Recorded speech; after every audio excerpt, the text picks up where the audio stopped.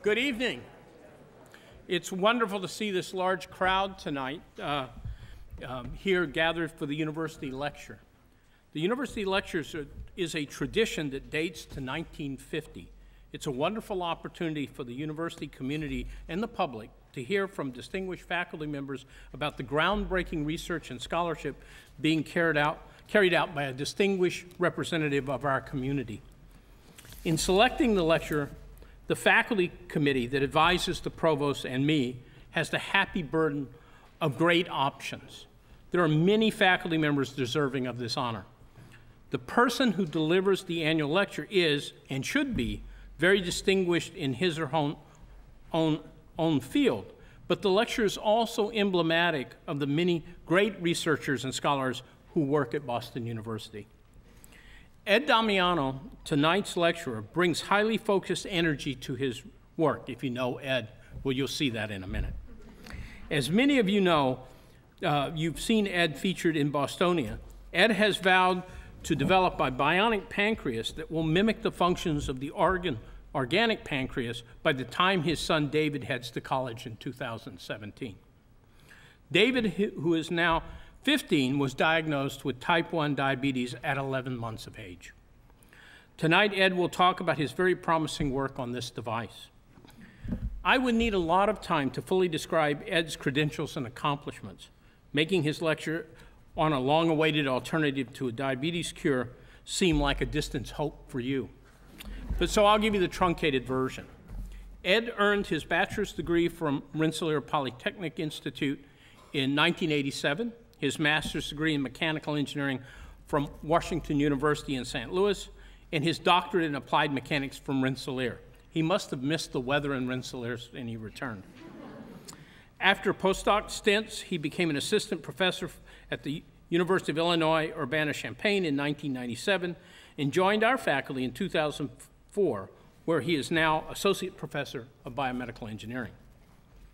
His expertise and training are in the areas of mechanical and biomedical engineering, applied mechanics, and applied mathematics. Fueled by his sense of urgency, he is deploying all this expertise and experience to conceptualize and produce a bionic pancreas. We will celebrate this achievement, which is close at hand, and look forward to learning about Ed's next big challenge that he takes on. I'm proud and honored to now ask Ed Damiano to deliver the 2014 Boston University lecture.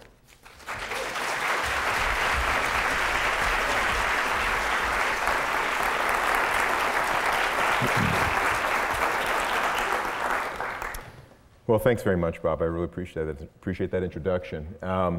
I just want to let everyone know here I'm just overwhelmed by the turnout for this lecture. It's an amazing thing to be able to give the university lecture at Boston University. There's a 65-year history and tremendous lineage to this occasion, and I just feel very honored to have been asked to present our work on the bionic pancreas. I must say, when I look out over this hall, I'm really just thrilled to see so many friends, family, and loved ones all gathered in one place, and I want to thank you all for coming. So, shall we begin? As Bob mentioned, I wanted to start by talking about the bionic pancreas. And before I really get into the lecture, the substance of what it is we're trying to do, what it is we have done, and what it is we intend to do, I thought I would like to take first a poll of the audience to see how many people actually have a loved one or a friend or a personal connection of any kind with someone with type 1 diabetes. Well, that's a self-selected group. Well, so it's it's a disease that affects about 1.5 to 2 million people in the U.S. It's about 0.5% of the population, but its ripple effect is profound. It impacts so many people, friends, families, loved ones, and it's a disease that also it afflicts young children, very young children, and that is really what is so bracing about it. And it is so motivating to those that live with it every day. And we just have such a wonderful community, this so-called T1D community, that leverages all this energy and resources around children with type 1.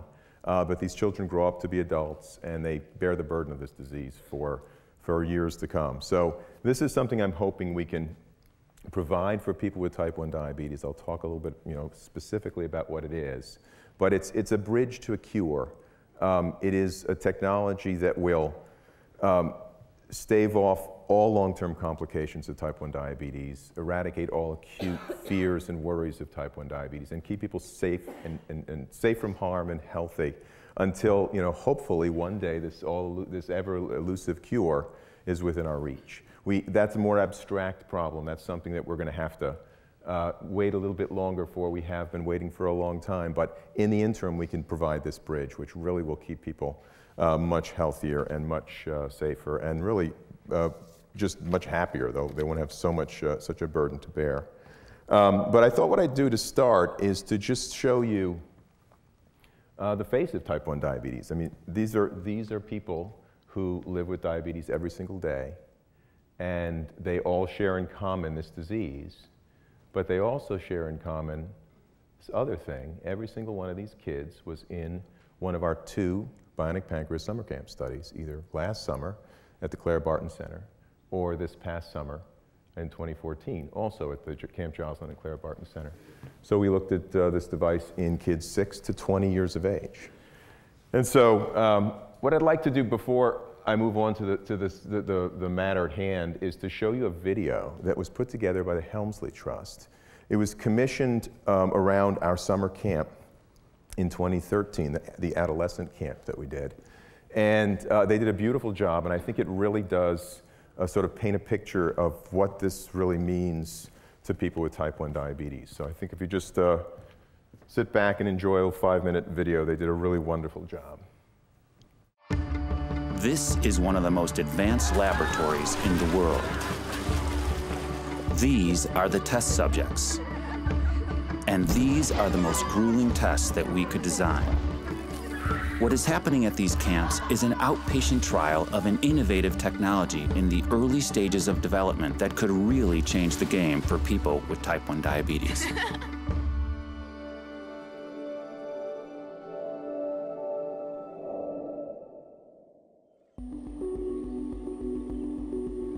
Type 1 diabetes is a condition in which the pancreas stops making insulin, which is a hormone that lowers blood sugar. And when this happens, people with type 1 diabetes have to manage their blood sugar manually. So they need to check their blood sugar frequently by pricking their skin, and they need to give themselves doses of insulin, either with an insulin pump or a needle. The challenge is to maintain near normal blood sugar levels, but while at the same time minimizing exposure to very low blood sugars, which are acutely dangerous. To have to think about the amount of glucose in your blood day in and day out, hour after hour after hour, is an absurd and impossible task.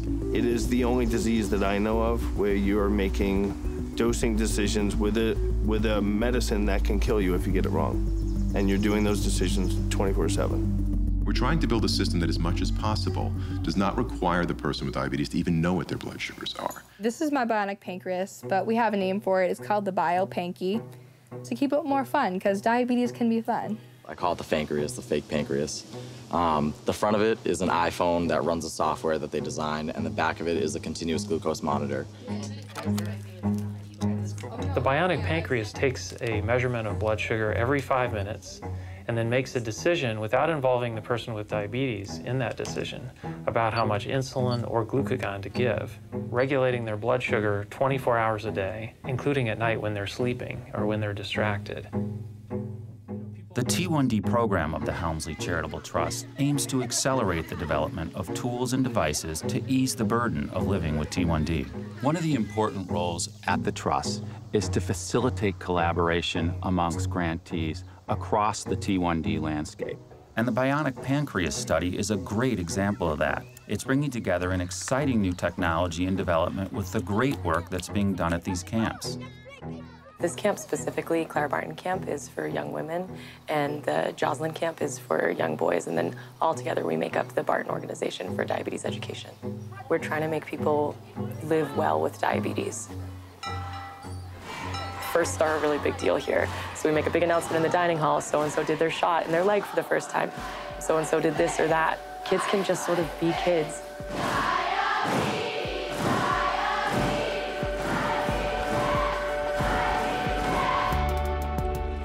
Okay, folks, so we're about to start the Bionic Pancreas on 8 girls. 8 of you are on usual care this week, and the other 8 are on closed-loop control, and you'll be completely controlled by the device for the next 5 days. Is everybody ready? Yeah! 9, 8, 7, 6, 5, 4, 3, 2, 1, go! Okay, guys, we got 8 Bionic girls here. There's really no better environment to test this device in an adolescent population than in a diabetes camp setting. And they're very, very physically active, so they give lots of challenges to the system that you wouldn't see in many other settings. Looking at the performance of the device in the first week has been very encouraging. This system really gets to know your body, and my blood sugars have been great. I think my average for the day, was 120, which is really, really good. I love it a lot because my blood sugar has been really good. Average is 130. If I'm out and playing at sports, I tend to go low. But if I had a biopancreas, it would treat me so I could keep playing. It's just the dream, I guess, until they have a cure. So my daughter was diagnosed March 23rd, 2007. She was 6 years old. 5 months later, my grandmother, Leona Helmsley, died, and I became a trustee of a very large trust. And as I did diligence, it became very clear to me that this was more about everybody living with type 1 and not just my daughter. And we had the wherewithal and the ability to actually have a significant impact on this disease. Our major goal, because we fully recognize the cure is not happening anytime soon, is to ease the burden of managing this disease.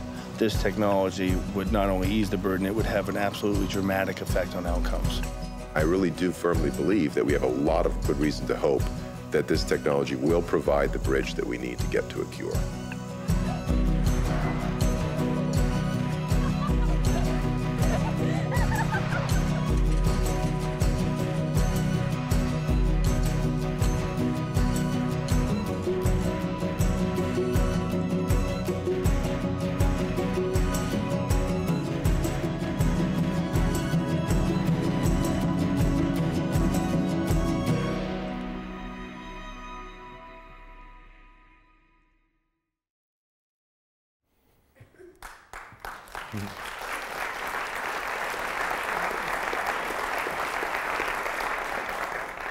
So they did a good job at that.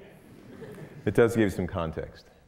And this gives you some more. So this is David. This is my son. This is why I got involved with this project. As Bob mentioned, David was diagnosed by my wife, Toby, when he was 11 months old. So he was about a week or 2 older than he was in this picture here.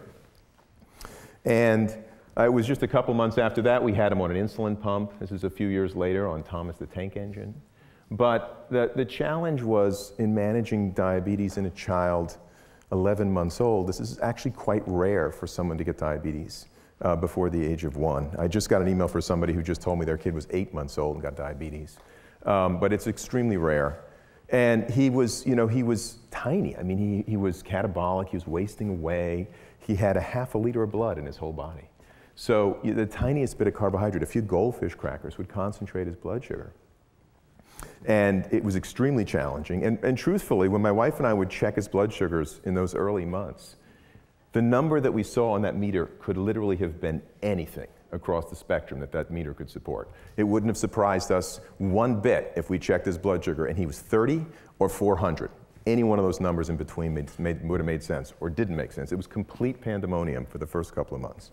But then we started to get our bearings on it. We got him on an insulin pump, which was critical. It wasn't FDA approved in children that young at that time, so we had to battle with the insurance company. But we had, pretty good resources ourselves to do that. Not everybody did. He absolutely needed that. He got it. He got great care. We were able to take care of him well for the years that followed. Got him on a continuous glucose monitor, which I'll talk about in a little bit. But truthfully, the fear is going to sleep at night. So that's, to me, my biggest worry. And he's got a big burden to bear, but going to sleep at night is a scary thing because severe low blood sugar, severe hypoglycemia, it can have grave consequences. It can take children in the middle of the night. And it is that fear that literally keeps us up at night. And this is why I titled this slide, "The Boy Who Lived," because, about 90 years ago, before the discovery and purification of insulin, diabetes was a certain death sentence. It was a worse diagnosis than cancer. Nobody got out alive. And then comes this amazing hormone that's purified from cows and pigs ultimately recombinant DNA methods and even fast analogs. And this medicine is gold, right? This keeps people alive and reasonably healthy. But it literally took decades before the medical community got together and tested the hypothesis that tight glycemic control, good average blood sugars over the long haul, is what's necessary to keep at bay long-term complications of type 1 diabetes. So what they learned was that you can run this risk of, severe hypoglycemia if you overdose with insulin, but you have to keep your average blood sugars in good range. Otherwise, you'll have long-term complications. So I titled this slide "The Boy Who Lived" because everybody who's diagnosed with type 1 diabetes today is the boy or the girl who lived. But ultimately, they carry this tremendous burden with them. They carry this little Horcrux with them, right? And it is this disease that we have this little weapon, and it's insulin, but it is not the cure. It is far from the cure. So as I alluded to, the real tightrope act in diabetes management today is blood sugars that are too high and blood sugars that are too low. So this landmark study in the 1980s called the Diabetes Control and Complications Studies ran for a decade, multi-center study across the country. And what they found was if you lower your average blood sugar, you can stave off long-term complications of type 1 diabetes. In fact, it's one of these things that it's kind of a relief to know that this disease you can actually manage if only we had tools good enough to do it. The tools we have today are just blunt instruments. They're not good enough. But in theory, if one could put together a tool set that could help people with type 1 diabetes manage their high blood sugars, you can stave off the complications of heart disease and blindness and kidney failure. All the microvascular complications of diabetes can actually be eradicated if you can bring your average blood sugars down.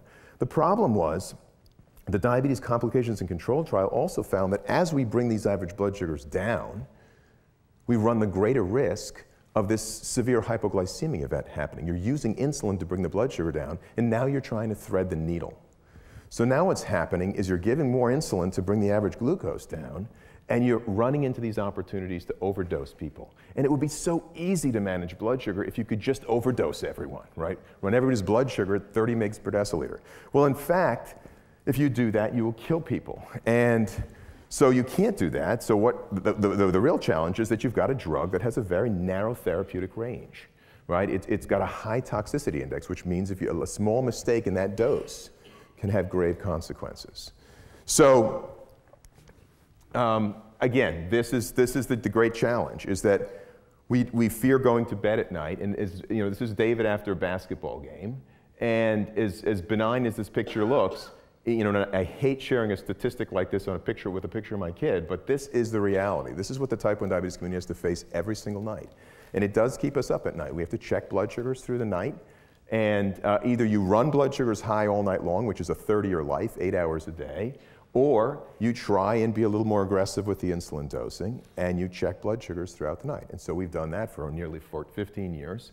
And to good effect, right? If you can get up every few hours and make sure that you haven't overdosed, and if you have, then you have to give them some carbohydrates. It's the only thing you can do to rebound blood sugar. In David's case, it worked well because I could give him carbohydrates and he could drink it in his sleep. Peculiar little habit and talent of his, but absolutely valuable. So I could put a straw in his mouth and he would suck down a 4-ounce juice and he wouldn't wake up. He'd have no recollection of this. I could check his blood sugar at night and wouldn't wake him up. I woke up many times. He never did. I ultimately started conducting experiments on him because I was wondering if I could actually put solid food in his mouth. Would he eat like a steak, So I would actually start feeding him little dextrose tablets, right? Which are like little, sweet tarts. And he'd be like an inverse Pez dispenser. You'd put it in his mouth and he would suck it in, like phagocytosis. And he'd eat the whole thing and his blood sugar rebound. So it was a great solution for us. Not a great solution for most people, but it worked for us. But the problem is that David sleeps very, very soundly, right? That's a great thing for a teenage boy, totally developmentally normal, sleeps like the dead, but it's also a very scary prospect when no one's there looking over his shoulder. So now he goes to sleep and I'm not there, my wife's not there, and He's not going to wake up to alarms. He's not going to wake up to a hurricane or a tornado or an earthquake, but certainly not to a low blood sugar. So that really was what motivated me to start thinking about what ways I could use my skill sets to build a technology that would take care of his blood sugars automatically throughout the night when I'm not there. And that's what really spurred the idea of the bionic pancreas. So as I mentioned, the tools that people with type 1 diabetes use are blunt instruments. They're just not up to the task. So there is no such Swiss Army knife as you see up here. And even if there were, the things that are attached to it aren't particularly useful. Or they're not good enough to maintain really good blood sugar and keep you safe at night. And you're on the hook for all these decisions. Checking your blood sugar over there on the left with a finger stick meter. People do that 3 times a day, 5 times a day, 7, 10, 15. The point is that, you know, the more you check, the better you can do, but you need to know what to do with that information. I get these blood sugars. What does it mean? How much insulin do I need to give myself? How many carbohydrates if my blood sugar is low? If my blood sugar is high, how much of an insulin dose do I need to give myself? This is a lancet device to prick your skin so that you can get a drop of blood to check your blood sugar. This is a pen, an insulin pen for dosing yourself with insulin. Ketone strip when your blood sugar is really high to check your urine. You've got I don't know what Band-Aid's doing there. You've got a tuberculin syringe up here to inject insulin. You've got an insulin vial and a glucagon vial. Insulin lowers your blood sugar and glucagon raises it. So these are the basic tools of people with type 1 diabetes. This is a test strip for checking your blood sugar. These are the tools, but what is common to all of these tools is that the person with type 1 diabetes is in the middle of all this. They have to make the decisions. They have to make all those therapeutic decisions many, many times a day. They're making so many decisions that people without type 1 diabetes don't have to think about. Because what they're trying to do is manage a tiny amount of glucose in their blood and keep these excursions from happening continuously. So let's talk about what normally does this when we don't have type 1, and that's the pancreas. So there it is. It's a pretty humble little organ up there, really kind of homely, sits up there underneath the liver, and it's fairly well taken for granted. It's got an exocrine component, an exocrine function, which secretes digestive enzymes into the gut to help you digest your food. And that's not affected in type 1 diabetes. But then there's this other thing that it does. It manages your glucose levels. It controls your glucose levels. And that's done by the endocrine side of the pancreas. And that's where the problem comes in type 1 diabetes. So this is an islet. This is one of the islets of Langerhans inside the pancreas. And this is a blow-up of that. And basically what you have are a number of cells that are secreting hormones. The 2 most important hormones are insulin and glucagon. And so you can see over here, these little beta cells here secrete insulin into the portal circulation. It's delivered right to the liver. And the alpha cells here are delivering glucagon, which is a hormone, as I mentioned, which raises blood sugar. So these hormones are competitive. They compete with one another. One raises blood sugar, the other lowers it. Well, what happens in type 1 diabetes? What happens is an autoimmune destruction of those beta cells. The autoimmune attack focuses on the beta cell that makes insulin. And what happens is we have these T cells of the immune system preferentially attacking the beta cells. They actually don't attack the alpha cells that make glucagon, but they do eradicate ultimately the beta cells. And you have no beta cell function when the disease comes to its full extent. But the alpha cells also become dysfunctional, and that's an important difference between type 1 and type 2 diabetes. In type 2 diabetes, the beta cells are working. They're pouring tons of insulin out, but your fat and muscle cells are resistant to insulin. In type 1, all that function is fine. It's just you're not getting any insulin. You're completely deficient of insulin because the beta cells are knocked out. There's this thing called a paracrine effect between the alpha cells and the beta cells. In type 1 diabetes, if you take the beta cells out, the alpha cells become dysfunctional. They weren't attacked by the T cells, but they looked to their big brother for instruction. So this disruption in the beta cell function in turn causes dysfunction in the alpha cell function. So whereas people with type 2 can actually counter-regulate, they can raise their blood sugar if they've overdosed themselves, they have that glucagon secretion capability, people with type 1 don't. They have a dual hormone insufficiency. And that is something that's typically overlooked very often in type 1 diabetes. And it's a huge challenge in managing the disease because you have no sense of the low blood sugar and you have no autonomous way of rebounding it. You need to take carbohydrates. You need to be alert enough or be arousable to do that. So Let's build a bionic pancreas. For those of you in the audience old enough to know what this is a reference to, you'll be amused. If not, it was a really bad TV series in the 70s called The Bionic Man. And this is just a parody on that. But it shows essentially the three components of a device, what I've been referring to as the bionic pancreas, that uses technologies, or at least two of the three technologies that are on the table now, and a third one we added. Three technologies that are integrated together into a system that automatically manages blood sugar. Now, one thing I forgot to mention in the previous slide is that the pancreas, as humble as it is exquisitely tuned to manage glucose. And to give you a sense of how hard it is to manage blood sugar, or what challenges we're up against, the pancreas controls your blood sugar to about a teaspoon of glucose in your whole blood volume. So if you think about somebody who weighs about 150 pounds, 5 liters of blood in their body, they have about a teaspoon of sugar in their body at any time. And now if they eat a bagel, which I would discourage anyone from ever doing, you take on 80 grams of carbohydrates. That's like 20 teaspoons of sugar, right? Real fast. It's absorbed rapidly. It's got high glycemic index. You eat the bagel, your blood sugar shoots up.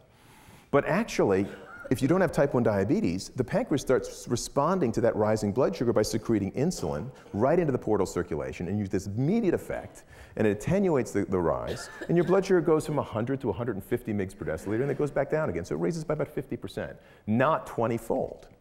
So it's exquisitely fine-tuned to do this. And we, on the other hand, have to deliver insulin, and glucagon in this case, in people with type 1 diabetes peripherally through infusion sets in the skin and the fat, not centrally into the liver.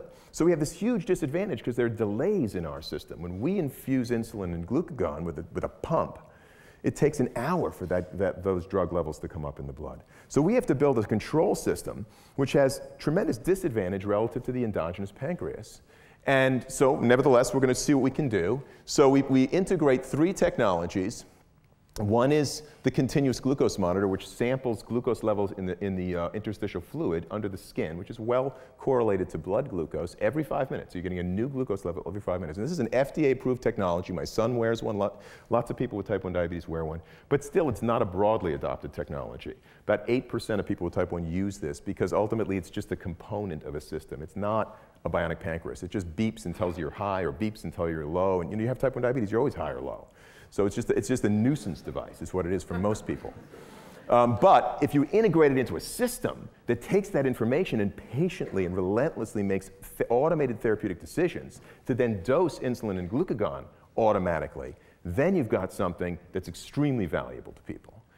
So what are the other components? Well, it's the insulin and glucagon pumps, which I enjoy seeing these well pumps, water well pumps here. And then what ties the two together is mathematical software. This is integrated into the system, and it's therapeutic decision-making software that we've designed that reads that glucose signal every 5 minutes and makes that therapeutic decision. How much insulin do I give? How much glucagon do I give? Every 5 minutes. It makes 288 decisions a day that you don't have to anymore. Every 5 minutes of every day. So just to give you sort of an abstract perspective on this, you can see that the continuous glucose monitor is feeding wirelessly data into a control algorithm. That's the mathematical software that we've written. That then makes all the decisions and commands those dual pumps, one to deliver insulin, the other to deliver glucagon. And this is infused into a little tiny cannula that you insert under the skin every 5 minutes. Patient sits here, and then their blood sugar responds to this glucagon insulin dosing and changes their glucose level in response to that. The continuous glucose monitor is updated and sends that updated information to the control log. And the point is, this is a closed loop. There is no human decision maker in this loop. The decision maker right now, standard care therapies today, sits right there. And they're on the hook for every single decision. And they don't make 288 decisions a day, I'll tell you that, but they do make way more than they should. And most of them are bad, right? That's the problem, is that it's so hard to thread this needle. So, I guess I had some commentary here. But basically, I said all that. This just shows you the actual components that we're using in our current incarnation of the bionic pancreas. So the continuous glucose monitor I alluded to in the previous slide is an off-the-shelf, FDA-approved continuous glucose monitor made by Dexcom in San Diego. And it's a little receiver you carry in your pocket and a little transmitter that you connect to a sensor that you put under the skin, and you change that every week. And I'm wearing one right now, and I'll give you a little demonstration in a minute of how this thing looks. we hardwired this little box into the back of this brick, which has an iPhone on the other side, and all the mathematical decision-making software that we traditionally ran on a laptop computer when we were doing inpatient experiments, and before that, preclinical studies in pigs, has been distilled into an app that runs on a phone with a simple user interface that we built of our own design. And the Bluetooth radio in the phone then commands these two pumps. These are standard off-the-shelf insulin pumps, but little changes have been made. They have Bluetooth radios that were turned on and some software that was taken off of it so that it's just really a dumb pump and is slave to the phone. And these two pumps are hooked up with tubes to your body, and they infuse the insulin and the glucagon. So what I'd like to do is give you a demonstration of the device in just a moment, but first, let's take a look at how we got to that device. It's actually a pretty long road just to get to the point where we built this mobile platform on the iPhone. And it started with these guys. We started with pigs. And I've forgotten, I must admit, the names of these guys. This may be Humpty and Dumpty, it may be Hewlett and Packard, but nevertheless, all of these guys were critical to our ability to move forward. And they all got names, and they all had personalities. And none of them were actually particularly smart. I actually have been told that pigs are really smart farm animals. And in fact, I never saw any evidence of that. These guys really, I think their brain is like a vestigial organ. But they were very, very easy to get along with once we learned a particular trick. We had to figure out how to sample blood from these guys without pricking them, like we do with people. We have to prick their fingers and toes and things. If you're a little kid, you prick their toes. But the pigs only have ears. They have these great big ears. And so we were chasing these guys around, getting their blood sugars and stabbing them in the ear with a little tiny needle. Well, they began to hate us for good reason. I mean, you stab me in my pin all the time, I'm going to get upset. So every time we went into the run, these pigs would run away. So John Jiang, who's sitting in the audience in the back over here, figured out, he's been in my lab for years, since 2006, he figured out a way to insert a central line into a pig, and we give them a diabetes-like pathology. So for a little while at least, they look like they have type 1 diabetes. They behave like that. Their blood sugars do. Their skin's also very similar to human skin, so they absorb insulin and glucagon in a similar way. So they're really a good model. But he figured out a way to get this blood out of the heart of a pig without causing any stress at all, no duress in the animal.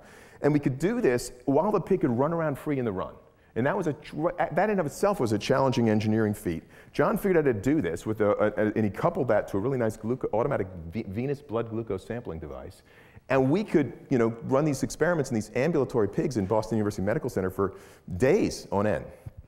And that went really well, so then they loved us, because every time we came, it meant double cheeseburgers. Every time we came to feed them, that was the main signal for the controller, was double cheeseburgers. They loved us. So we went from this it was basically a love-hate relationship, ultimately. But these guys took us over 2.5 years to the FDA. We collected enough really good data and convinced ourselves that we could really automatically regulate blood sugar in these animals, and went in front of the FDA with an application to bring this for the first time to human studies. And that brought us to these studies down here in 2008, 2009, which allowed us to, we were actually the first academic group to get an investigational device exemption application approved by the FDA for this kind of work, for automated glucose control. And we brought this to human subjects at the Massachusetts General Hospital in Boston, in the clinical research center setting. And these experiments were first of their kind for us. They looked a lot like the pig experiments, actually, but ultimately these people were quite fettered. They had IVs placed in both arms. Going to the bathroom was a Herculean task. But ultimately, we learned a lot about glucose control with our device and how fast insulin is absorbed and glucagon is absorbed in people with type 1. We ran these experiments in about 20 subjects, and we learned quite a bit about the system, and we made constant refinements and improvements. And we progressively graduated from one-day experiments to two-day experiments. The system became more automated. We went from sampling venous blood glucose to using that continuous glucose monitor. And we were able to get a fully autonomous system in adults. And then we took it to teenagers. And that's where we hit the wall. So we had a really good system. It worked great in adults. And then we brought it to the teenage population. Now, teenagers, I consider very peculiar multicellular organisms. They seem to be human in many respects. But ultimately, If you have a few of these around the house and you examine them, you'll notice these guys are not human. They eat more than we do. They grow. They use way more insulin than we do. And they're just altogether superior in every way except emotionally. And I have two around the house. And one of them has type 1 diabetes now. And just to give an example of the kind of absent-mindedness that a teenager's capable of, I do like to poke fun at teenagers because they torture me all day long, so I have my opportunity, I'm going to take it. So just to give an example, David needs to check his blood sugar. I asked him to run upstairs. He does. And let me just give you a sense of what goes into checking your blood sugar. So you have a Lancet device. It's got a little needle. You go up, load the needle, you stab yourself in the finger, you draw blood. You load a test strip into a meter, a glucometer. Display comes up, you use capillary action to draw the blood into the test strip. A glucose oxidase reaction happens, and 5 seconds later comes a blood glucose measurement. So David will go through that process. That is a very deliberate act. To do all of those things doesn't happen by accident, right? David, go check your blood sugar. He has to do all those things. And he comes downstairs, and I said, what's your blood sugar? He said, forgot to look. It's impossible. How could you possibly do those things and forget to look? Happens all the time. So anyway, life with a teenager, I can go on. There's lots to say. But nevertheless, they also use huge amounts of insulin. They use sometimes 2 or 3 times as much insulin for the same body weight as an adult. So we brought this device, which was working well in the adults, to the teenagers, and we couldn't bring the blood sugars in range. The device just would not dose enough. So then we went back to the drawing board. We made some changes to the algorithm. We could get these teenagers' blood sugars down, but then we were overdosing the adults. What we needed to build was a system that adapted in a very robust way to the very different insulin requirements between adults and adolescents and preteens. And so what we did was we spent a long time figuring out ways to get the device to adapt on different time scales. And there are many different important time scales that we need to capture for a device that's truly going to be autonomous. But what I think we got at the end of the day, which was right around here, right around the middle of 2012, was a system that can do just that. That it can go from an initial state, initialized only by the subject's weight. It doesn't know anything else about you but your weight. It's the only piece of information you type in. And it begins to adapt immediately. And it continuously adapts. It comes to know you over time. And it can do it in like 18 hours. So you can take two people, 70-kilo people, and one is using 30 units of insulin a day, and the other one's using 120 units of insulin a day. Weigh the same, initialized with the exact same system, and it adapts to the very higher insulin needs in about 18 hours. And the relevance of that is that it can handle intercurrent illness. A system like that can handle the higher insulin resistance that accompanies people who are insulin resistant when they're sick. So if you get an upper respiratory virus with type 1 diabetes, suddenly you need much more insulin for about a week or so. And you have to figure this out on your own. If you get a vomiting illness, very often you become extremely insulin sensitive. You need less insulin, way less insulin. It's very scary. So you have to cut your insulin back if you can.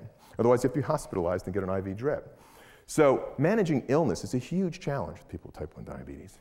And this device can adapt to those needs on a time scale that's relevant to intercurrent illness, in less than a space of a day or so.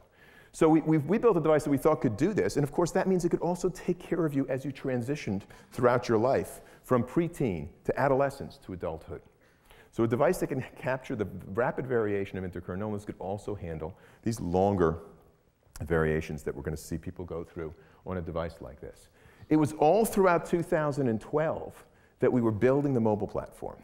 So at that point, we could get people, we published a bunch of papers along the way. The top papers are on human studies, the bottom papers were on pigs, and we ultimately submitted this to the FDA in November of 2012, got approval at the end of that month, and this is the device as I was referring to. And what I'd like to do, I don't think I should show this right now. Maybe I will, if I can move quickly on that.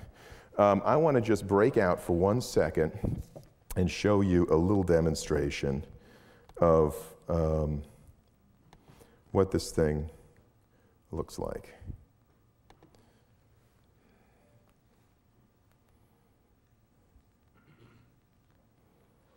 Okay, here we go. All right, let's see. Can you guys see that? Here. So this is the device. Oh, what's happening there? Oh, I know what's happening. Hold on. I can see it here, but you can't see it there. There it is. That works. Okay. All right. So this is an iPhone, right? This is an off-the-shelf iPhone. But on the back is this continuous glucose monitor.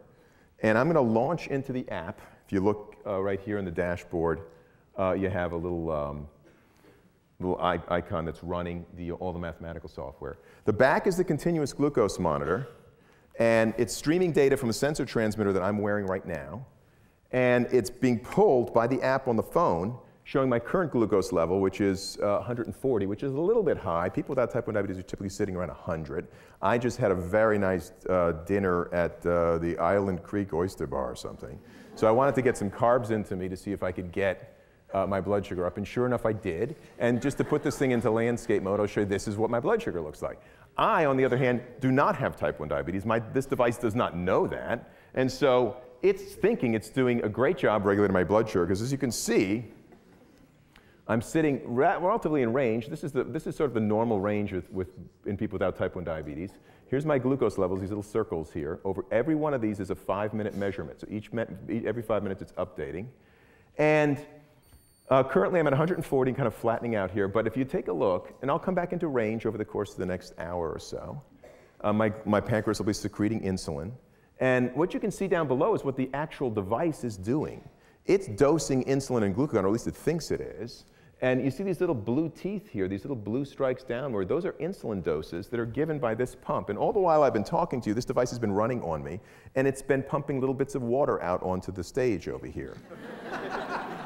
One of these is an insulin pump, and the other a glucagon pump. They have little Bluetooth radios in them, and they're being controlled by the phone. And they just take orders from the one boss, and that's the iPhone. Every 5 minutes, that decision is made. And here you can see a little red bar here. That's a glucagon dose. So you can see my blood sugar was dropping down, kind of coming into the sort of middle range of normal. And the device saw that, and it said, well, let's flatten that out. So it gave a little glucagon bolus. Now, by the way, my pancreas very well may have done just that same thing, right? It may have very well have secreted a little bit of glucagon right there and given me a bump up, or maybe I started eating the bread roll. But nevertheless, this is sort of the signature of what our device does every 5 minutes, right? It's constantly making all these decisions, and then it's dosing in response to all of those decisions, and it's regulating our subject's blood sugar automatically. So that's sort of, in a nutshell, what the thing looks like. But now I need to get rid of you and go back to this and hit play. That should work. We back? We're back. So those are the components of the system. And I want to just show you what it's actually capable of doing here. So this is a trace of the glucose level in one of our subjects in our current multi-center study, which is happening right now as we speak. This is an 11-day study, the 11-day experiment in one of our subjects that ended. And this shows you essentially the average glucose level over each of 11 days. D1 is day 1, day 2, D2, D3 is day 4, day 3, and so on, all the way out to 11 days. And these little N1s and N2s are the nighttime averages. So each one of these little plus signs that you see here is the average glucose level, the average blood sugar level in this person over day 1. And here's the average blood sugar over day 2. And this person is not on our bionic pancreas. This person is on their own care. All right? So this doesn't look so good because this red line here, that's the American Diabetes Association goal for therapy for people with type 1 diabetes. And as you can see, their blood sugars never managed on average for any given day fall within the goal for therapy. You want to be underneath this red line as much as you can. And once you get significantly above this red line, that's where long-term complications of type 1 diabetes comes. What's more, we have these little circles here, and the size of the circle tells you how much time you're spending below 60 mg per deciliter. Now that's acutely dangerous because that's where you worry about things like severe hypoglycemia. And that's where you can have seizures, coma, and death. So here's the tightrope.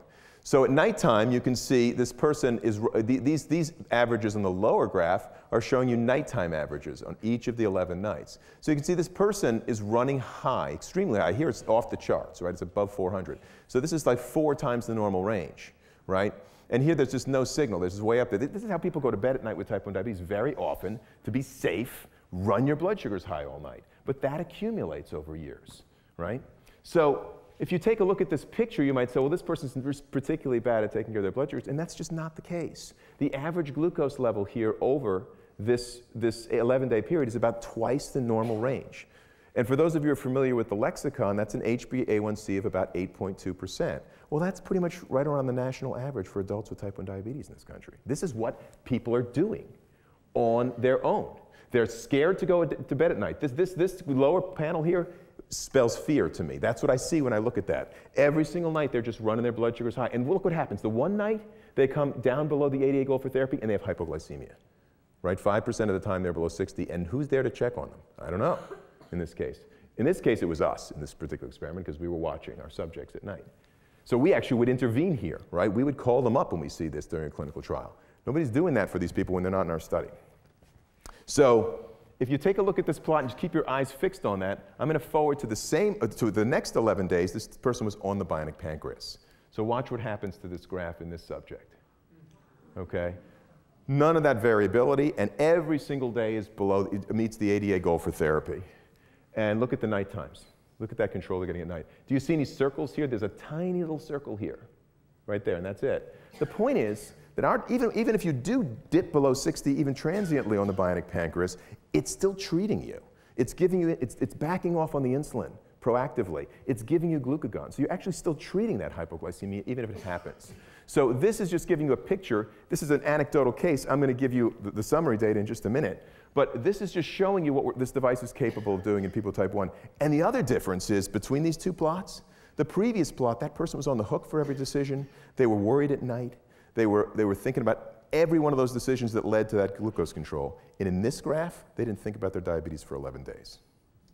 They turned on their device, they typed in their weight, and they got this kind of control. Now, this kind of control extended month after month after month would eradicate all long-term complications of type 1 diabetes. It's actually an engineer's dream that you could actually control a dynamical process, and with that control alone, you can eradicate long-term complications and simultaneously eliminate the fear of severe hypoglycemia. So, outpatient studies. As I mentioned, we did 4.5 years of inpatient studies on a laptop computer, graduated to the iPhone system. Of course, we needed to get that system built so we could get people up on their feet and out of the hospital and walking around the streets of Boston and then ultimately going back and forth to work, which is what's happening now. We have people just living with a Bionic Pancreas for a couple of weeks. This timeline that you see here, I put together about 2.5 years ago and showed it at a conference at the Children with Diabetes Friends for Life conference in Orlando in summer 2012. And when I put this up on the screen, none of these studies had been done. And I projected out that we would get the Beacon Hill study done in 2012, our first summer camp study done in the summer of 2013, our second one done in the summer of 2014, and then this multi-center study, which back then was a single site. It was just MGH. We raised another $3 million from the NIH and added 3 additional clinical sites, one at the University of Massachusetts Medical Center, one at Stanford University, and one at the University of North Carolina at Chapel Hill. So we've actually extended this and made a more ambitious study and a much more data-rich study than we'd initially planned. So we basically hit every single one of these milestones on budget and on time since that was projected out in 2012. So we're very pleased about the results of this. And I want to just take one moment to give you a sense of what goes into something like this. So of course, there are pig experiments. There's institutional review board. There's IACUCs, Institutional Animal Care and Use Committee interactions to get those pre-animal studies, those preclinical studies done. Then we have to get FDA clearance for every single one of those studies I showed you. We have to go up in front of the FDA, write a tome, which is basically software documentation, validation, all your animal studies, all your clinical studies, and submit that to the FDA for approval. For each one of those studies, you have to get institutional review board approval from every institution that's involved: Boston University, MGH, University of Massachusetts, Stanford, UNC Chapel Hill, and so on. And each one of these marks a milestone in each of those studies we just saw. The first one being that first adult study we did right after the pig experiments. The second one being the adult and adolescent studies, and so forth. And these are called investigational device exemption applications. And I like to show these slides in rapid succession because each one of these letters of approval from the FDA is a huge amount of work. And these are the approvals of each of the studies I just spoke about, and I just love to put this up here because as fast as I can flick through them, this is years of effort that you're seeing. And that's every one of our studies. And I just would like to make a comment here that the sole author of every single one of those IDEs is in this room with us tonight. His name is Firas Al-Khatib, and he is sitting. I would like you to take a stand for a moment, Firas.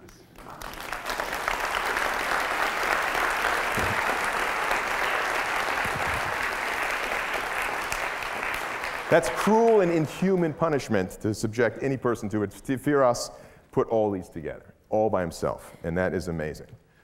All right, so let's talk about the Beacon Hill first, because that's the one where we really got out of the hospital for the first time. We got to test drive this thing in the outpatient setting.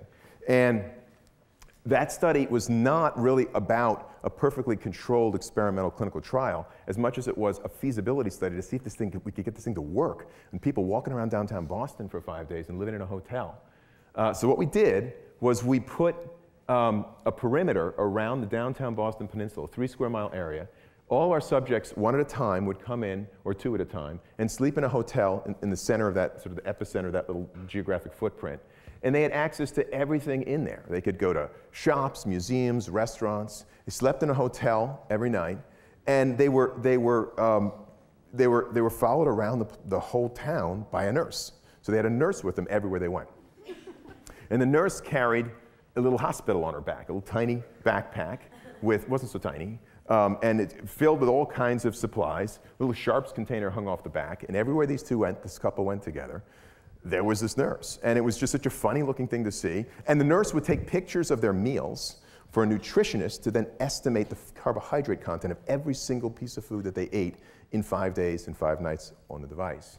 And every night the nurse would come home, she'd dump it up on the iMac, and I could see all this remotely, and it looked like food porn on the screen. I'd see all these plates of food, and she's estimating the carb content of all that stuff, offline just to see how much they ate. And so that was the Beacon Hill study. We had 20 adults, 21 years and older, wore the device for 5 days and 5 nights. And it was a little peculiar because they were eating at restaurants all the time. It wasn't normal day-to-day living. They were really on vacation. People came in from the West Coast, from the South, from New York, from Boston. They're all over the place. But they had a great time on the device. And I'm going to show like 4 graphs like this tonight that summarize our co-primary endpoints in the study. But it really tells the whole story about what this device is capable of doing in a cohort of people with type 1. So what you see here is each one of these lines corresponds to one subject. There were 20 subjects in the Beacon Hill study. And the endpoint of each of these lines is the average glucose level that was achieved by these subjects on their own control. And you can see that the endpoints range of quite a variety of mean glucoses over the course of the study period. So what happens when you put them on the Bionic Pancreas, it's so-called a randomized crossover study. You either start on the Bionic Pancreas for 5 days and then cross over to their usual care or vice versa. We find out that everybody comes in under the American Diabetes Association goal for therapy of a glucose level of 154 mg per deciliter. So we're bringing everybody in under this line here. And the other thing that it shows, if you look at the size of these circles here, they're showing you how much time they spent below 60 mg per deciliter. Now remember, this is a research study. This is the first time we ever got this thing out of the hospital, and it continued to evolve over the course of these 4 outpatient studies, and we refined it. And you'll see as I move through these slides that we get better. We get better and better in terms of hypoglycemia, which is we don't need to do any better in terms of mean glycemia. Everybody comes in. Look at how much variability there is in this cohort on their own pump, and look at how much less variability we have in the Bionic Pancreas. This bold circle is this bold endpoint is this bold red line is the change in the mean from their usual care of the whole cohort to the Bionic mean of the Bionic Pancreas. The triangles indicate how much time you spend above 180 mg per deciliter, how often you high. So you want to see, big triangles often on usual care go with small circles, and big circles go with little triangles, and you want to see small circles and small triangles. So a first foray out of the outpatient setting, was outrageous. This was over the top good results. We could not believe we could bring the whole cohort into the ADA goal for therapy with as little hypoglycemia as we're seeing. And for those of you familiar with the numbers in type 1 diabetes, I'll put this up for your sake. Average glucose level was 133 mg per deciliter, which would give a glycosylated hemoglobin of 6.2%, which is in the near normal range. Time below 60 mg per deciliter only 1.5% of the time. We continue to improve upon this statistic as our studies progress. But this, to me, was the distillation of all of those objectives, to be able to get the system down to an average glucose that is in the near normal range on the one hand, but bring the whole cohort in. Not one person is left out of this range. And I had one person in the audience when I was showing this slide take a picture of it and put it up on the internet, and they dubbed it "No person with type 1 diabetes left behind." Everybody comes in under the ADA goal for therapy in this study. So that was a pretty remarkable result. So then we took the device on the road and we brought it to the summer camp that you just saw the video about in central Massachusetts, the Camp Joslin and Claire Barton summer camps in central Mass. Now these camps are historical diabetes camps that date back to the 30s and 40s. Kids spend the summers there and they're all together. Everyone there has type 1 diabetes, the counselors, everyone there. So it's really a wonderful place to retreat to every summer. So we thought it was a perfect setting to bring this device. And we did the same kind of thing. We did 5 days on their usual care and 5 days on the device. Now, we helped them a great deal on their usual care. So they did better even than they would without our support. And still the Bionic Pancreas did way better than they could achieve with all of our nursing staff, all of our clinical team together helping them when they were on their own pump. And this shows you, again, the results in the summer camp in a similar ball and stick figure. So you can see here, for example, look at this person. Their mean glucose was good, but this is disastrous. Like, look at all this hypoglycemia they're having, right? So their average is being pulled down because they're spending time low. That's the last thing you want to do, because that's where all the risk is. Here's another person that has a pretty good mean, but they have a lot of hypoglycemia. So here again, this is the ADA goal for therapy for adolescents, which is a little bit higher for safety than in adults. But again, we're bringing everybody except this one little girl in under the umbrella. So what happened there? She actually took just a little bit, an extra day to adapt. Most of our subjects adapted in about 18 hours. She took a little bit longer. And again, we've refined the algorithms since then. And we have built-in ways to even prevent this from happening. But it really doesn't much matter if it took her a day or a day and a half or 2 days, because once she locks in, then she runs for ad infinitum at a really great control. So a short transient like that doesn't much matter. But just to give you the statistics on this, average glucose was 142 in an adolescent population, so very similar to the adult population. And time below 60 mg per deciliter in a very physically active camp environment of 1.3% was fantastic.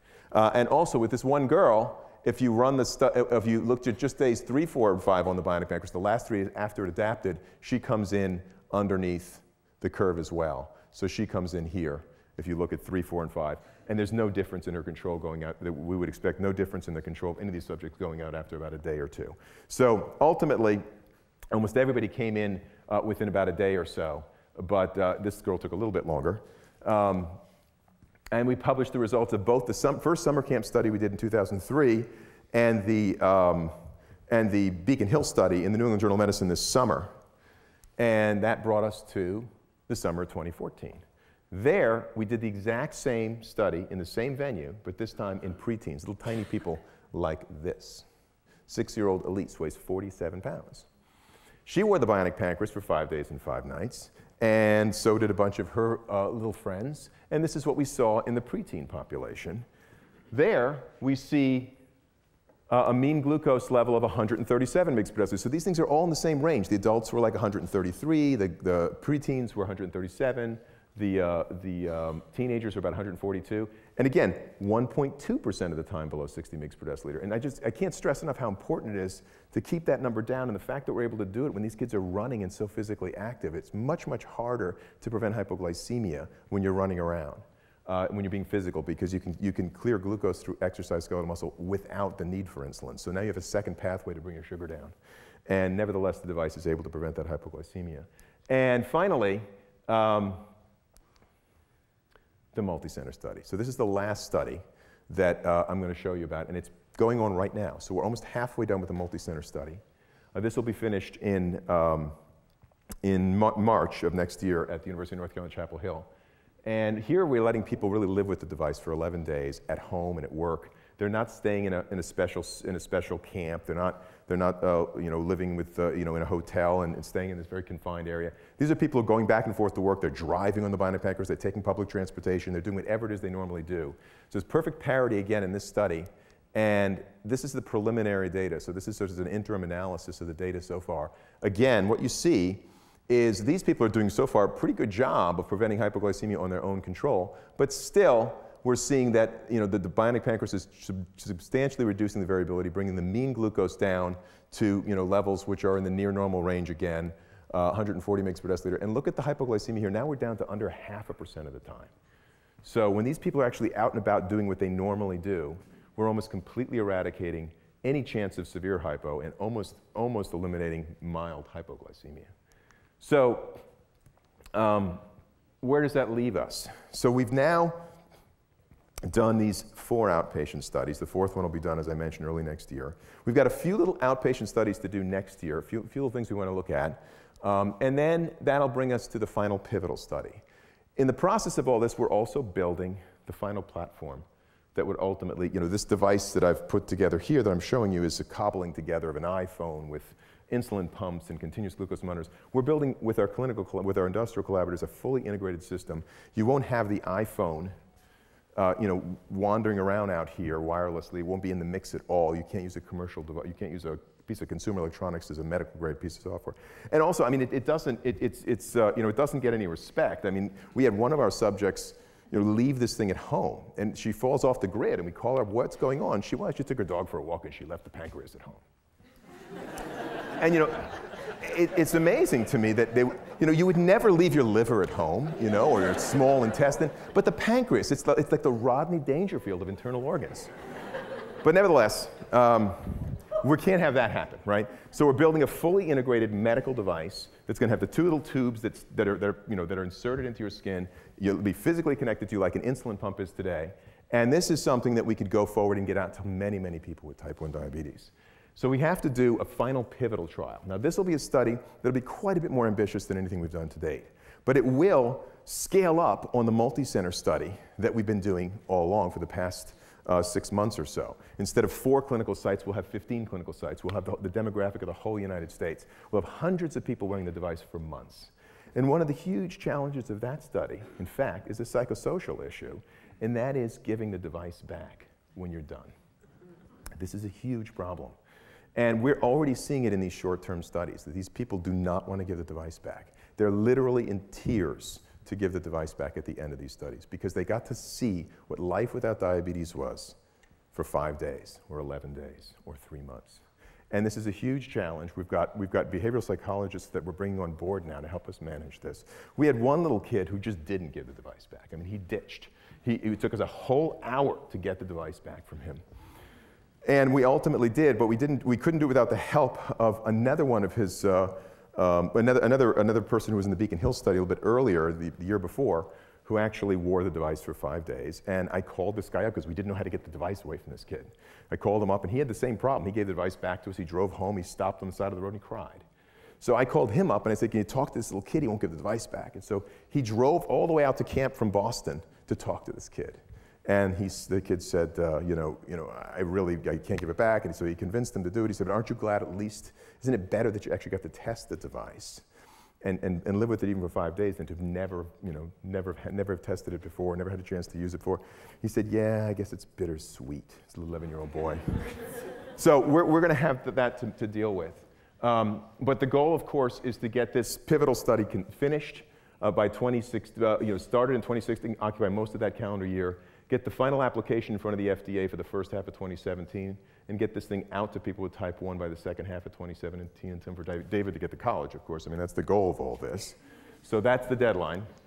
And what I'd like to do is just finish up by saying a few things. And I want to acknowledge first and foremost our volunteers. Right? I mean, we never could have done this without these guys. I mean, we would poke them and stick them with IVs, and they put up with so much in the inpatient studies. And then, of course, the outpatient studies were a thrill on the one hand, but then there's this very emotional period where they have to transition back to their own care. So these guys are troopers, and we never could have done it without them. But from our own team that made this actually happen, I'd like to just successively thank those in the audience. And if you guys could each stand up first, I'd like to acknowledge the guys at BU.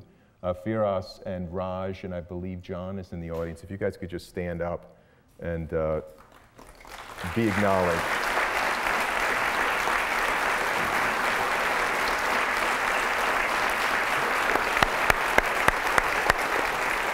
And we have some of our MGH folks here, some of our clinical team from MGH. Can you guys stand up quickly for us? And come on, guys, don't be shy.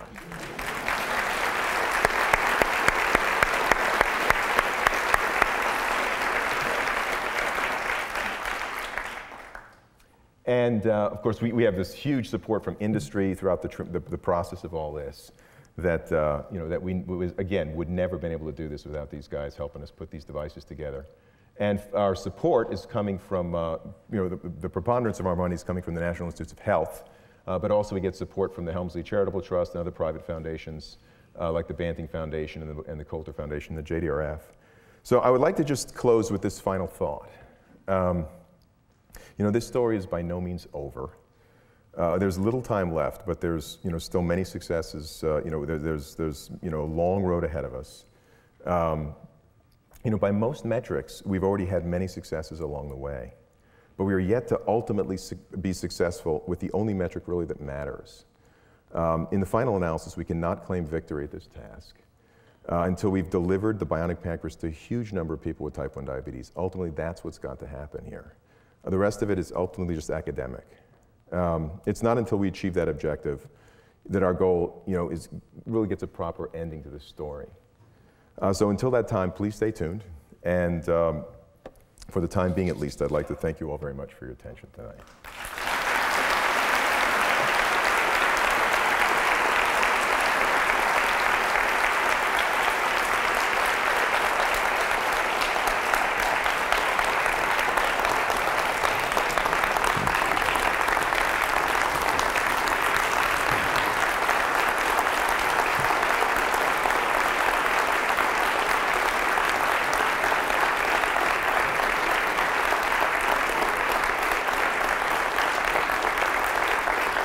Thank you.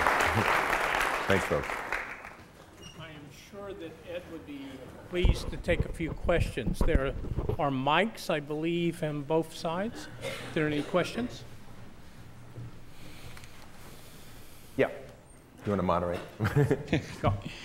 Very moving, this thing, and I can see it from a perspective of a transplant surgeon, and I can really believe it. If you get somebody out with 10, 15 years of diabetes, and you can get them even 5 days. And we see that all the often with a very poor technology where we have a 5% loss and major problems. If a pancreas works for 5 days, they want a second surgery, which is really different. So that's, I think, is the fair. My question basically is, the problem always has been the glucose monitoring, accurate glucose monitoring and a non-invasive monitoring. So what are you using right now? Just interstitial fluid? And is there anything new coming on that aspect of it? There is, but in fact, the technology that we're using now is matured enough to a point really where it's accurate enough to drive these systems with the kind of results that I've shown here tonight. It really wasn't until about 2008 that that technology was where it needed to be able to reliably drive insulin dosing. And prior to that, these things were random number generators. I mean, they were terrible. And in 2008, they really figured out how to do this. A company that Abbott purchased, Abbott Diabetes Care purchased, really has been very accurate. Since then, Dexcom is a small company in San Diego that's also really cracked this nut. And so we've tested these things in head-to-head studies and our inpatient studies to show just how accurate they are. In fact, the meter that my son wears, that most people who are wearing CGM, which isn't many, as I mentioned, wear, is more accurate than many of the fingerstick meters that are used to calibrate those devices, ironically. So they've really gotten to a point where we can rely on them for this kind of control. Question over here. Okay, thank you. I'm really impressed by your fantastic work. And I also worked in this area for last few years. I want to know the dose frequency of your insulin pump and what kind of insulin you use, because you know we have rapid insulin, basal insulin. So you have two chambers, one is for insulin, one is for increase. Glucagon, yeah. Yes. So my question is dose frequency and what kind of insulin you use. The dose frequency that we deliver is every 5 minutes, and we only use rapid insulin. So we don't use long-acting insulin at all, just like in pump therapy. So we're only giving little boluses every 5 minutes of the fast insulin. And we can use any of the 3 rapid insulins that are on the market today. In our current multi-center study, we let our subjects choose what their favorite rapid acting is. Can you specify a bit about your control algorithms? Do you use the PID? No, we don't. We don't use PID on the insulin control. We use PD on the glucagon, and we use model predictive control on the insulin. Okay, thank you. Hi, so congratulations. I'm a type 1. Happy to see this. Looking forward to getting one in 5 years, I guess. Next time I renew my pump. 35 months.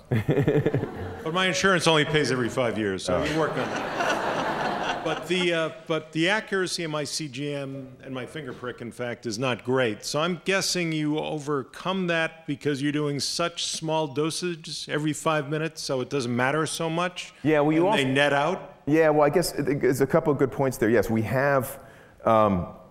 You put a lot on an individual finger stick measurement, right? A lot weighs on that. So you get a finger stick measurement. If your blood sugar is 250, you might give yourself 4 units of insulin to correct, right? So a lot is riding on that one finger stick measurement. What we've got is a system where there can be some error, but you're not putting that's not so much at stake with each dose. We're giving very tiny doses, minuscule little doses throughout the day. And so there's always an opportunity to come back 5 minutes later and reassess, right? So if there's a trending error, then you could get into a situation where you might be giving too much insulin. We just haven't seen these devices typically do that. They're really quite accurate. As I mentioned, depending on the finger stick meter you're using, you might find a better one, because there are better ones. We've also done head-to-head studies on the finger stick meters, and we found that some of them, which are very popular, are actually not that accurate.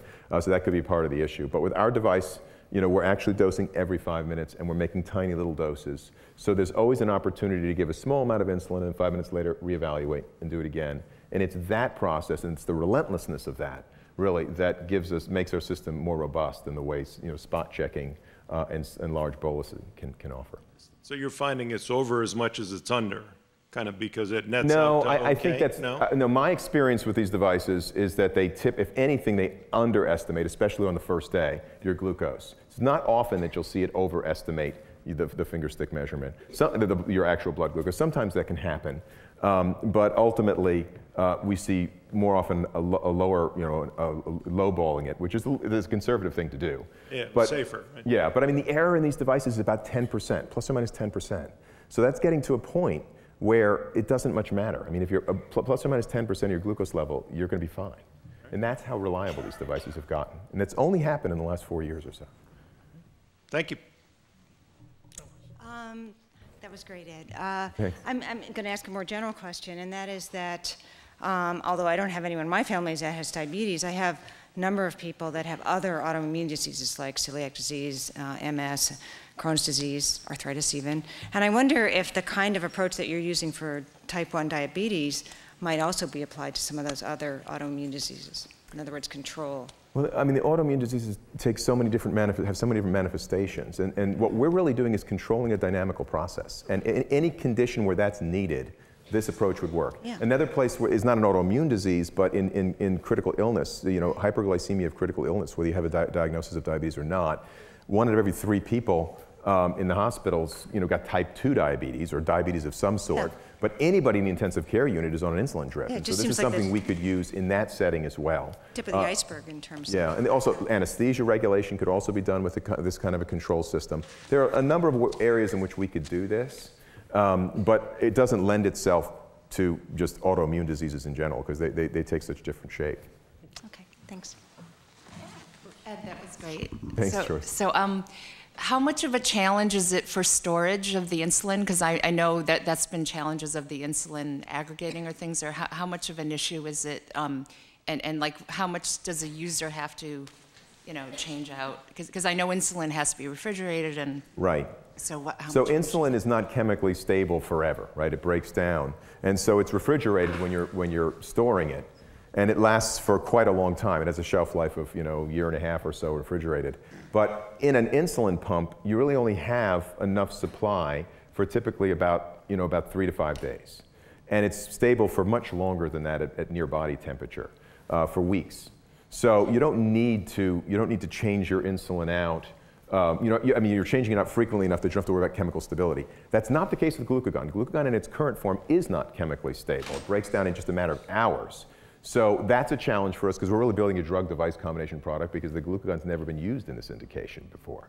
So we're working with a small pharmaceutical house in Austin, Texas, and they figured out a way to stabilize glucagon so that it's got a stability profile that's even better than insulin. So you can wear these things in a pump for about a week, and then those cartridges would empty, and then you change them out. And that gets around the stability problem. You're not wearing it for months and months at room temperature. Yes. So first, I want to give you a sincere thank you. I was also diagnosed 11 months. And as someone who You were diagnosed at 11 months? I was, yeah. Wow. It's like the third person I've ever met who's that young. And as an insulin pump user myself, I was wondering if you could just elaborate a little bit on how the infusion sites are going to work with the new one, and if there is more or less 3 of them, including the CGM. Yeah, so the continuous glucose monitor, as I mentioned, is one site. You insert that with a little needle, and it sits under the skin, and we change that every week or so. And the infusion set we change every 2 or 3 days. Like a regular infusion set. But what we're building is a custom infusion set which has 2 cannula that go in instead of 1. They're totally separate fluid paths, but they feed into a single infusion set with 2 cannula and a single adhesive base. So when you look at it from the outside, you wouldn't be able to tell that it's a dual infusion set without looking carefully. But it won't take up any more real estate than a single infusion set. So what we're actually asking people to wear with this device is not any more cumbersome than anyone who wears a sensor-augmented pump.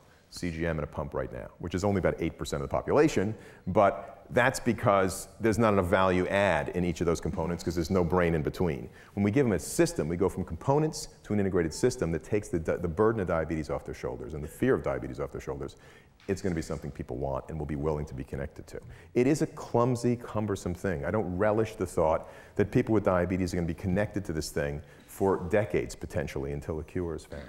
But it is so far and away better than the standard of care therapy that I think people will just deal with the management and the nuisance of it to give up, have to give up the burden of diabetes and the fear of the long-term complications. Thank you. Yeah. One more question. So you presented data for patients ages 6 to adult, but as you mentioned in the beginning of your talk, the most difficult patients to treat and monitor are infants. So I'm wondering, what are the challenges to implementing this technology? Well, 80% of people with type 1 are adults, actually, right? Because now with insulin, people live into adulthood. But this is a technology that I think will work very well in very small people, right? In 2, 3, 4-year-olds. I have no doubt we'll get similar kinds of results to what we've been seeing in the preteen population, in the infant population, in the preschool population. We do have hope to do a study, pending funding, next summer in an even younger population than the preteen, than the preteen population we looked at. So I'm not too concerned about it, but to give you an idea of the range of this device, that little 47-pound girl you saw was getting about 11 units of insulin a day on average. We also tested the exact same device initialized only with weight in somebody who's nearly 300 pounds who was using 158 units on average a day. There's a 15-fold difference in the amount of insulin this device was able to give across a huge spectrum of body mass. So I think that going down to smaller sizes is not going to be a problem. When I put the device on me, it's giving even less insulin than anything we've seen with people with type 1 who are very insulin sensitive. So I think it'll be able to handle a huge range, even pushing that down to the younger population. Okay, thank you. Thank you. Now, Ed's given us a wonderful presentation, and so there are 2 presentations I'd like to give Ed. One is a plaque to commemorate the lecture, and one is an envelope to commemorate the lecture. You can give that to the boss. Thank you. Thank you.